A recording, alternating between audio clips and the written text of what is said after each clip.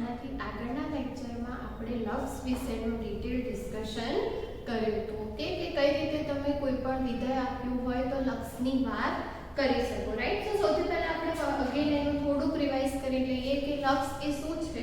તો કે ધારો કે તમારું કોઈ વિધેય છે f(x) રાઈટ. તો તમે એમાં x ની વેલ્યુ જેમ જેમ ચેન્જ કરો એમ f(x) માં તમને કેટલો ચેન્જ મળે એને આપણે શું કહીશું, લક્ષ કહીશું રાઈટ. તમારે લક્ષ ફાઇન્ડ કઈ રીતે કરવાનું, તો કે જે બી બિંદુએ લક્ષ ફાઇન્ડ કરવું છે એનાથી ડાબી બાજુની કિંમતો લેવાની, જમણી બાજુની કિંમત લેવાની અને એ કિંમતો તમને જે કિંમતની નજીક મળતી હોય તમારું શું થઈ જશે, આન્સર થઈ જશે. ઇન શોર્ટ આપણે કહી શકીએ કે અહીંયા આપણે x → a લઈએ અને fx → n લઈએ તો તમારું જે લિમિટ x → a f(x) છે તમને કેટલી મળશે, n જેટલી મળશે. અહીંયા તમારે ધ્યાન શું રાખવાનું કે જ્યારે બી તમે લક્ષની વાત કરો છો તો એના આન્સર જે છે એ તમને ઓલવેઝ અપેક્ષિત કિંમત આપે છે, પ્રોપર કિંમત આપતા નથી. બીકોઝ આપણે શું કરીએ છીએ, વેલ્યુ a ની નજીક લઈએ છીએ બટ a લેતા નથી રાઈટ. a લઈ લઈએ તો પછી એક વેલ્યુઝ આપણે લોકો એની કિંમત તો ઓલરેડી ફાઇન્ડ કરેલી જ છે. અહીંયા તમારે શું ધ્યાનમાં રાખવાનું છે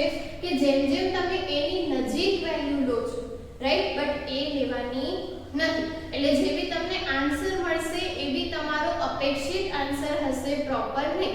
એટલે જ આપણે જ્યારે n લખીએ છીએ તો અહીંયા બી કયું સાઇન યુઝ કરીએ છીએ, tends to, not equal to right. Equal to આપણે અહીંયા યુઝ નથી કરવાનું, ટેન્ડ્સ ટુ યુઝ કરવાનું.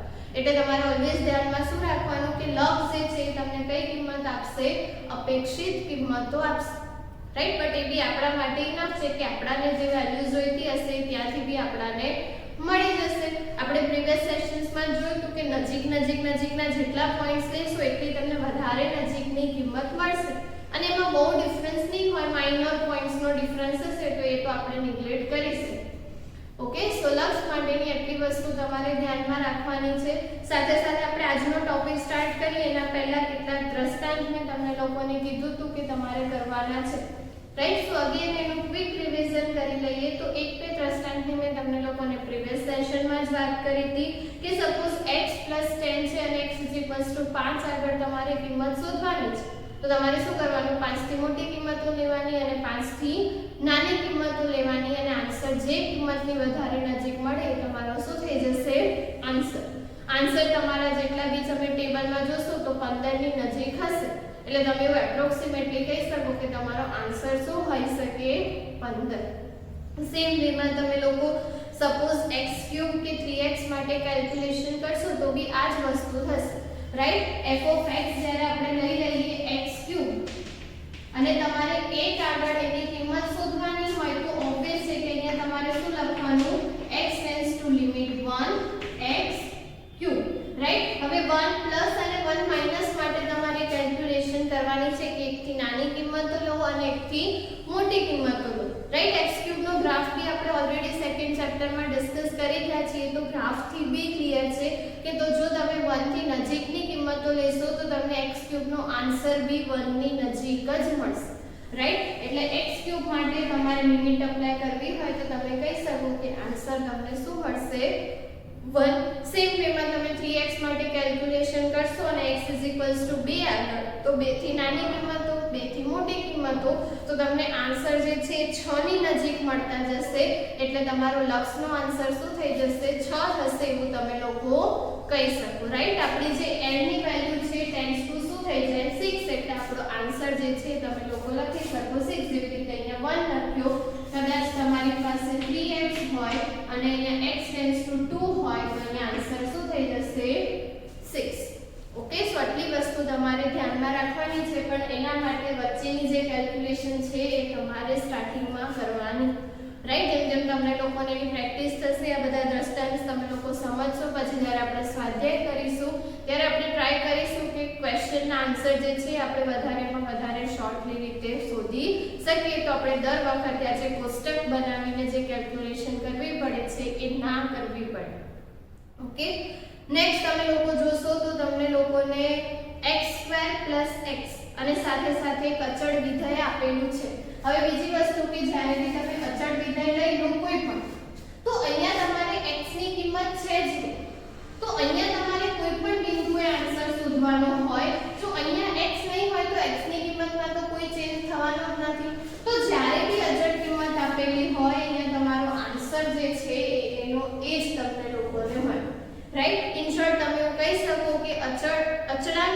તમારી પાસે હોય એના ઉપર લક્ષની કોઈ જ અસર થતી નથી, બીકોઝ ત્યાં x જ નથી.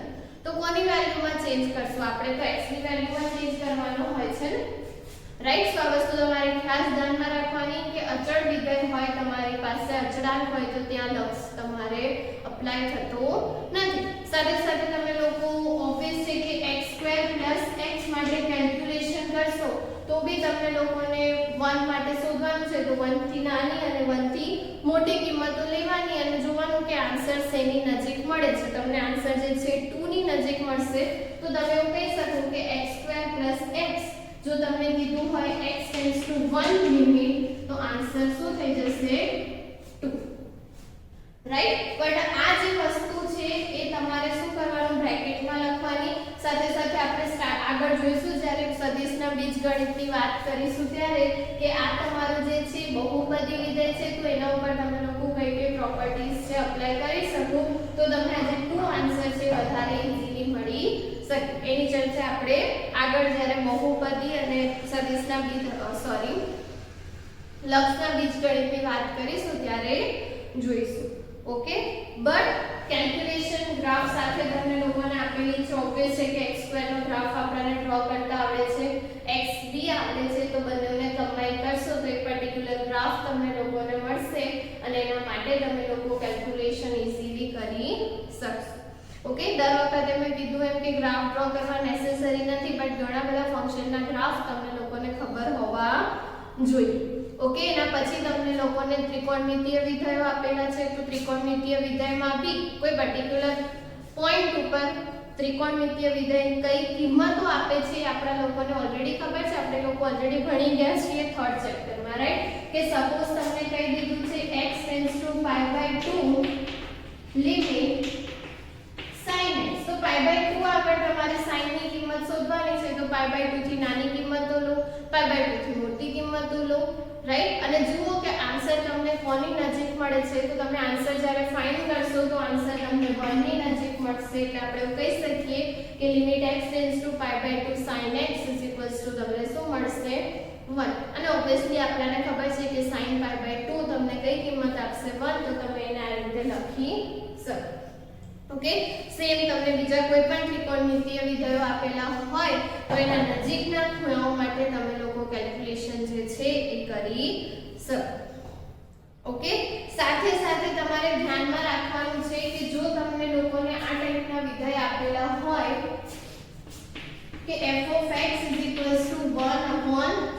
1/x² યા તો 1/x, રાઈટ. સો નોર્મલ કેસમાં તમારે જો x → 0 તમારે ફાઇન્ડ કરવું હોય, રાઈટ. અને અહીંયા તમારે શું લઈ લેવાનું છે? x > 0. પણ તમારે લિમિટ ક્યાં ફાઇન્ડ કરવાની છે?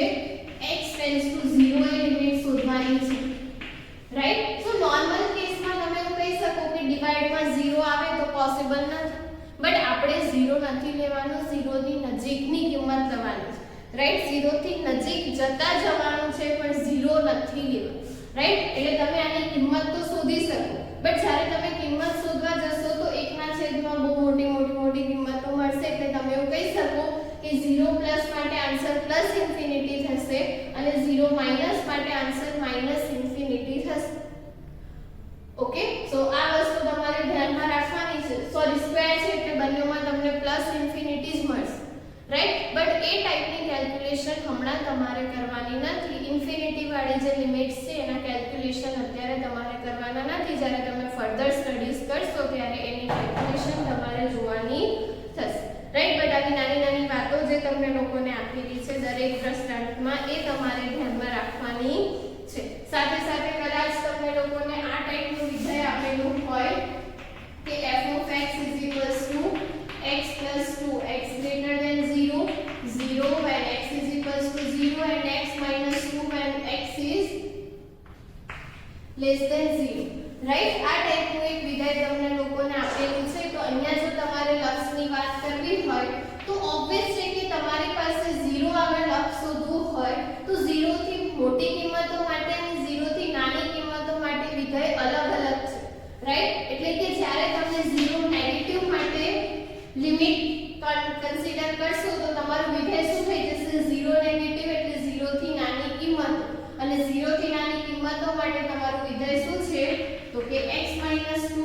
એવી જ રીતે જ્યારે તમે ફાઇન્ડ કરશો 0 પોઝિટિવ, રાઈટ, તો અહીંયા શું થઈ જશે 0 થી મોટી કિંમતો એટલે કે x + 2 અને અહીંયા તમે જ્યારે 0 અપ્લાય કરશો તો આનો આન્સર હશે -2 અને આનો આન્સર હશે +2 અને ઓબ્વિયસલી જ્યારે તમે f(2) એટલે કે f(0) ફાઇન્ડ કરશો ધેટ મીન્સ કે 0 આગળ વિધેયની કિંમત તો એ તમારી પાસે શું છે 0.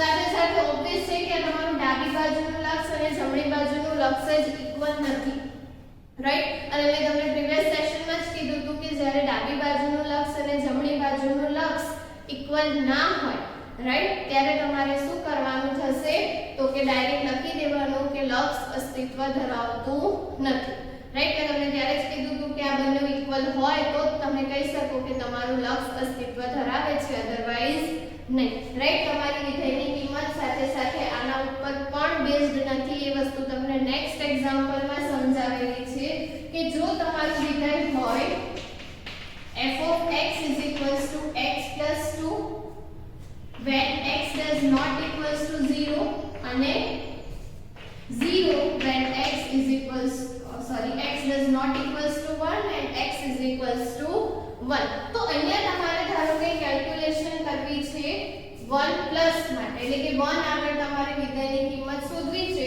તો અહીંયા તમારી પાસે શું થઈ જશે 1 પ્લસ અને 1 માઈનસ, રાઈટ. હવે 1 પ્લસ અને 1 માઈનસ અને અહીંયા તમારી પાસે બંને માટે વિધેય કયું હશે તો કે 1 ના હોય ત્યારે તમારી પાસે વિધેય છે x + 2 એટલે કે 1 થી મોટી અને 1 થી નાની બંને સંખ્યાઓ માટે વિધેય કયું હશે x + 2 એટલે કે અહીંયા બંને જગ્યાએ તમારે વિધેય કયું આવશે x + 2. આ ટાઈપના વિધેય કઈ રીતે સમજવા કઈ રીતે ડિનોટ કરવા ઓલરેડી આપણે સેકન્ડ ચેપ્ટરમાં કરી ગયા છે, રાઈટ. સો વિધેય આઈ હોપ કે તમને ખ્યાલ આવતા હશે કે કઈ રીતે તમારે એને કેલ્ક્યુલેટ કરવાના છે. હવે અહીંયા તમે બંને જગ્યાએ 1 થી નજીકની કિંમત મૂકશો 1 થી મોટી તો બી તમને આન્સર મળશે 3 ની નજીક અને 1 થી નાની માટે બી તમને આન્સર મળશે 3 ની નજીક.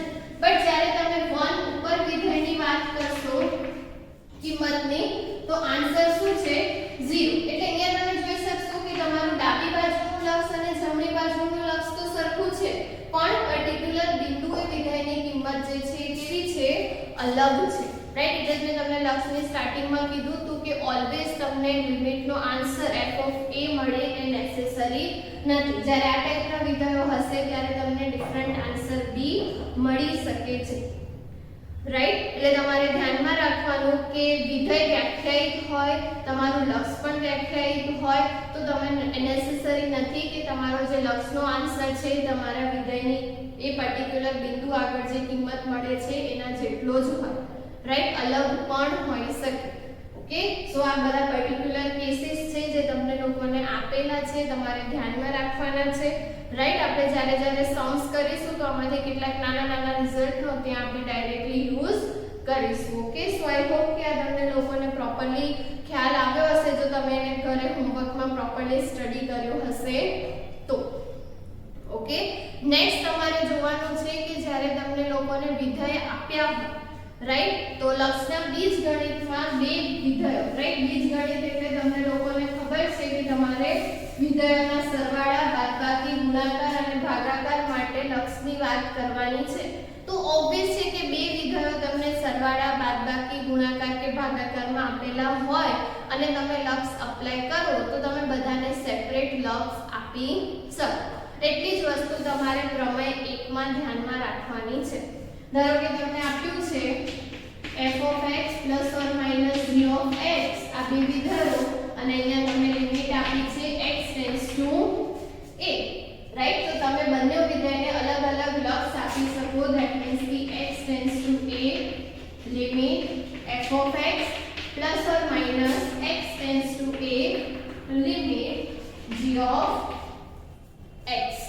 સપોઝ અહીંયા ગુણાકાર હોય તો બંનેને ગુણાકારમાં બી તમે અલગ અલગ લિમિટ આપી શકો. લિમિટ એટલા માટે બીકોઝ ઘણા બધા વિધેયો હવે આપણે જોઈશું જેની લિમિટ ઈઝીલી કઈ રીતે ફાઇન્ડ કરી શકાય આપણને ખબર હશે, રાઈટ. તો કદાચ એવા કોઈ વિધેયો હોય તો એને તમારે અલગ કરીને એની લિમિટ ડાયરેક્ટ લખી દેવાની, બીજાની શોધવી પડે તો શોધવાની અને રીતે આપણે એનો ફાઇનલ આન્સર જે છે એ લખી શકીએ. સપોઝ ભાગાકારમાં બી હોય તમારું g of x, રાઈટ? તો અહીંયા શું થઈ જશે? x tends to a limit g of x, right? So આ વસ્તુ તમારે ધ્યાનમાં રાખવાની કે કદાચ ભાગાકારમાં બી તમને વિધેય આપેલું હોય તો તમે એને કઈ રીતે લખી શકો, રાઈટ? તો સરવાળો, બાદબાકી, ગુણાકાર, ભાગાકાર ચાલુમાંથી કોઈ પણ ઓપરેશન હોય તમે અલગ અલગ લક્ષ વિધેયોને આપી શકો. બે હોય કે બેથી વધારે વિધેય હોય, દરેક માટે આ વસ્તુ સાચી છે. ઓકે, સાથે સાથે કે કદાચ વિધેય જોડે તમારી પાસે કોઈ અચળાંક ગુણાયેલો હોય, સપોઝ લેમ્ડા, રાઈટ? તો હમણાં જ આપણે લોકોએ વાત કરી કે અચળાંક પર લક્ષ અપ્લાય થતું નથી બીકોઝ ત્યાં x ને કોઈ લેવા દેવા જ નથી. ઓકે, સો જ્યારે બી તમને વિધેય સાથે ગુણાકારમાં લેમ્ડા આપ્યો હોય તો તમારે શું કરવાનું? લેમ્ડાને આગળ લઈ લેવાનું અને પછી ખાલી ને ખાલી વિધેય પર જ લક્ષ અપ્લાય કરવાનું, કોન્સ્ટન્ટ પર નહીં, રાઈટ? સો ઓલવેઝ ધ્યાનમાં રાખવાનું કે અચળાંક તમારે બારે લખી અને પછી જ કેલ્ક્યુલેશન કરવાની. ઓકે, સો આ વાત થઈ ગઈ લક્ષના બીજગણિતની, રાઈટ? લક્ષનું બીજગણિત જે આપણને આપેલું છે એના ઉપરથી જ આપણે નેક્સ્ટ કેટલાક વિધેયોના લક્ષ આપણે કઈ રીતે ફાઇન્ડ કરી શકીએ જોવાનું છે. એમાં અત્યારે આપણે મેઈન બે વિધેય જોવાના છે. એક છે બહુપદી વિધેય અને બીજું છે સમમેય વિધેય, રાઈટ? બંને વિધેયથી તમે લોકો ઓલરેડી પરિચિત છો, આપણે સેકન્ડ ચેપ્ટરમાં એનું ડિસ્કશન કરી ગયા છે. અત્યારે આપણે ખાલી ને ખાલી એના લક્ષની વાત કરવાની છે. હવે ઓબ્વિયસલી સૌથી પહેલા આપણે વાત કરીએ બહુપદી વિધેયની. તો f of x બહુપદી વિધેય આપણને ખબર છે શું છે? તો કે a0 a1x a2x2 and ક્યાં સુધી જશે? an x raised to n, right? હવે તમારે ધ્યાન શું રાખવાનું? તો કે અહીંયા તમે લોકો જો x tends to a limit apply કરો છો f of x, રાઈટ? સો અહીંયા શું થઈ જશે? તો પહેલા તો બધા જ પદો સરવાળામાં છે તો તમે બધા જ પદોના અલગ અલગ લક્ષ આપી શકો અને અલગ અલગ લક્ષ આપ્યા પછી તમારે ધ્યાનમાં શું રાખવાનું કે a0 a1 a2 an એ બધા શું છે? અચળાંકો છે, તો એના ઉપર લક્ષ અપ્લાય નહીં થાય. તો આપણે ખાલી ને ખાલી કોના ઉપર લક્ષ અપ્લાય કરવાનું? x પર. એટલે શું થઈ જશે? a0 a1 x raised to a limit x, એના પછી તો કે a2 x tends to a limit x square and then અહીંયા શું થઈ જશે? an as it is x tends to a limit x tends to n, right? હવે તો કે a તમે લિમિટ એપ્લાય કરશો એટલે અહીંયા શું થઈ જશે? a0 a1 a plus a2 a square an a raised to n. That means कि આ જે આન્સર છે કોના જેટલો હશે? તો કે f of a જેટલો. બટ ઓબ્વિયસ છે કે તમે લોકો અહીંયા x ને a થી રિપ્લેસ કરશો તો તમને આ જ વસ્તુ મળશે એટલે તમે એને લખી શકો f of a. That means कि x tends to a limit f of x always તમને કોના જેટલી મળશે? f of a જેટલી. એટલે જ્યારે બી તમને લોકોને બહુપદી વિધેય આપેલું હોય ને તમારે લક્ષ અપ્લાય કરવાનું હોય તો ડાયરેક્ટ તમે આ આન્સર લખી શકો, રાઈટ? મોસ્ટલી કેસીસમાં વચ્ચેની કેલ્ક્યુલેશન કરવાની તમારે જરૂર નથી. જ્યાં બી જરૂર પડશે ત્યાં આપણે ડાયરેક્ટલી એનો યુઝ કરીશું, બટ તમને ધ્યાન હોવું જોઈએ કે કઈ પ્રોસેસને ફોલો કરે છે. ઓકે, સો જ્યારે બી બહુપદી વિધેયનું લક્ષ ફાઇન્ડ કરવાનું થાય આ વસ્તુ ખાસ ધ્યાનમાં રાખજો બીકોઝ મોસ્ટલી ક્વેશ્ચન્સ તમે લોકો બહુપદી વિધેયના અટેન્ડ કરશો, રાઈટ? સો એનું જે લક્ષ શોધવાનું છે તમારે ખાસ ધ્યાનમાં રાખવાનું. ઓકે, એના પછી તમારે જે વાત કરવાની છે એ છે સમમેય વિધેય. ઓકે, સો સમમેય વિધેયમાં બી અગેન તમને લોકોને ખબર છે કે સમમેય વિધેય કેવું હશે? તો કે f of x suppose 0 of x ના છેદમાં h of x ને તમારું h of x જે છે નોન ઝીરો હશે. હવે તમે કદાચ અહીંયા લિમિટ એપ્લાય કરો છો તો અહીંયા શું થઈ જશે? Okay, x tends to a limit f of x. હવે લિમિટ એપ્લાય કરો છો તો હમણાં જ આપણે જોયું કે ભાગાકાર હોય તો તમે બંનેને અલગ અલગ લિમિટ આપી શકો. That means the x tends to a limit g of x અને x tends to a limit h of x. હવે લિમિટ મૂક્યા પછી અહીંયા શું થઈ જશે? તો કે આ તમારું થઈ જશે g of a અને આ તમારું થઈ જશે h of a.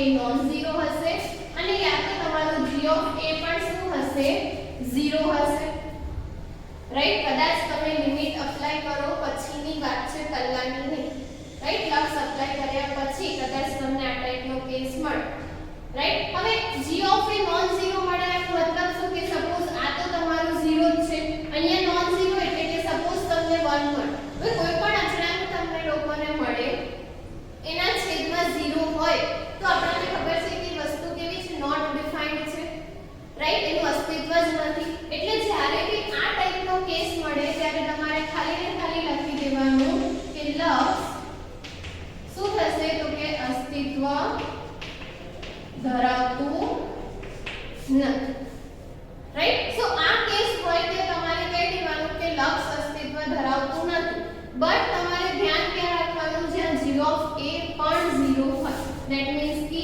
આ બી 0 અને આ બી 0 આ મેં તમને કીધું તો કે 0/0 ફોર્મ જે છે એને ઇનડિટરમિનેટ ક્વોન્ટિટી કહેવાય એટલે કે અવ્યાખ્યાયિત પદ છે રાઈટ નોર્મલ કેસમાં તમે લોકોએ અત્યાર સુધી જે કેલ્ક્યુલેશન કરી છે મને શું કીધું છે કે અવ્યાખ્યાયિત કે આનો આપણે કોઈ આન્સર ફાઇન્ડ કરી જ ના શકે એવી ટોટલ 8 ઇનડિટરમિનેટ ક્વોન્ટિટી તમારી પાસે અવેલેબલ છે રાઈટ ઘણી જગ્યાએ 7 અને ઘણી જગ્યાએ 8 ટોટલ 8 ઇનડિટરમિનેટ ક્વોન્ટિટીઝ છે એમાંથી અત્યારે તમારે ખાલી આ સ્ટડી કરવાની છે તમે જ્યારે આગળ લક્ષને સ્ટડી કરશો તો infinity by infinity infinity into infinity infinity raise to 0 બહુ બધા છે ટોટલ 8 છે તો એમાંથી ઘણા બધા ફોર્મને લઈને તમે લોકો એનું કેલ્ક્યુલેશન કરશો બટ અત્યાર માટે આપણે ખાલી ને ખાલી 0/0 ની જ વાત કરવાની છે તો જ્યારે આપણે 0/0 ફોર્મ આવે રાઈટ સો એ કેસમાં તમારે શું કરવાનું તો જે પ્રોબ્લેમ તમારે ત્યાં અરાઇઝ થઈ છે એ પ્રોબ્લેમને તમારે ત્યાંથી નીકાળવાનો ટ્રાય કરવાનો રાઈટ મેં તમને સ્ટાર્ટિંગમાં જ એક એક્ઝામ્પલ કીધું હતું કે સપોઝ આ ટાઈપનું વિધાન હોય કે લિમિટ x ટેન્ડ્સ ટુ 2 અહીંયા તમારી પાસે છે x² - 4 અને અહીંયા છે તમારી પાસે x - 2 હવે અહીંયા તમે ડાયરેક્ટ 2 મૂકવાનો ટ્રાય કરશો તો ઓબ્વિયસલી તમારું થશે 0/0 ફોર્મ તો હવે અહીંયા તમારે શું કરવાનું તો કે જે પ્રોબ્લેમ કે ડાયરેક્ટ 2 મૂકવાથી તમારો આન્સર નથી આવતો તો તમારે વિધાયને કોઈ બીજા ફોર્મમાં કન્વર્ટ કરવાનું હવે સપોઝ x² - 4 છે તો આને આપણે આ રીતે લખી શકીએ કે લિમિટ x ટેન્ડ્સ ટુ 2 અને આ શું થઈ જશે x - 2 x + 2 divided by x - 2 અને હવે તમે આ ક્વોન્ટિટીને કેન્સલ કરી શકો કેમ કરી શકો બીકોઝ આપણે જે લિમિટ છે ટેન્ડ્સ ટુ 2 લેવાની છે 2 નથી લેવાની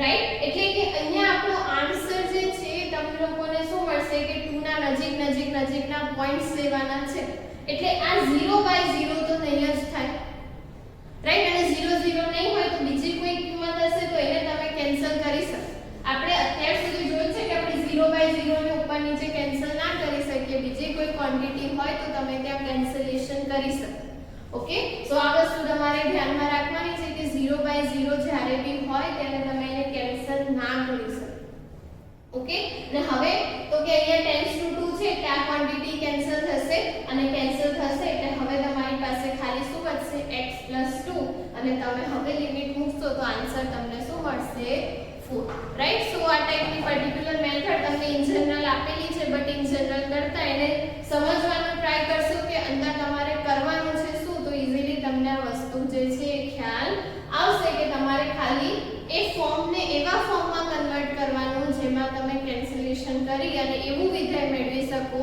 જેમાં લક્ષ શોધી શકો રાઈટ સો જસ્ટ આપણે વિધાયને કન્વર્ટ કરવાનું છે બીજું કંઈ જ નથી કરવાનું ઓકે સો જ્યારે તમને સમય વિધાયના લક્ષની વાત કરી હોય રાઈટ સો આ કેસીસ અને કઈ રીતે તમે લોકો લક્ષ ફાઇન્ડ કરી શકો એ ધ્યાનમાં રાખવાનું છે અને સાથે સાથે જ્યારે તમે લોકો સમય વિધાયની વાત કરો તો એક પ્રમેય તમને લોકોને આપેલું છે પ્રમેય 2 એનું વિધાન તમારે ધ્યાનમાં રાખવાનું છે કે પ્રમેય 2 તમે જોશો તો તમને લોકોને શું કીધું છે કે કોઈ પણ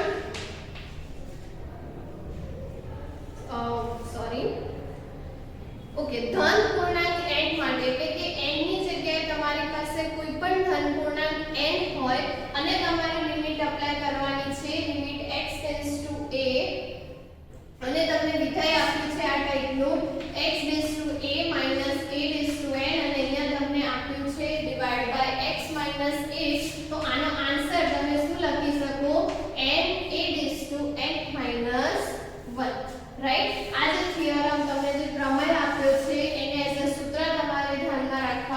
બીકોઝ લક્ષ તો કે એના પછી આપણે જ્યારે વિકલનની વાત કરીશું તો આ જ પ્રોસેસ ત્યાં બી ફોલો થશે, રાઈટ. પ્રમેયના પ્રૂફમાં તમારે જવાની જરૂર નથી, જસ્ટ તમારે એનું વિધાન ધ્યાનમાં રાખવાનું છે કે જ્યારે આપણી પાસે આ ટાઈપના વિધેયો આવશે જ્યાં તમારું n જે છે શું હશે, ધન પૂર્ણાંક હશે, તો limit x tends to a માં આપણે આન્સર ડાયરેક્ટ શું લખી દઈશું, n - 1.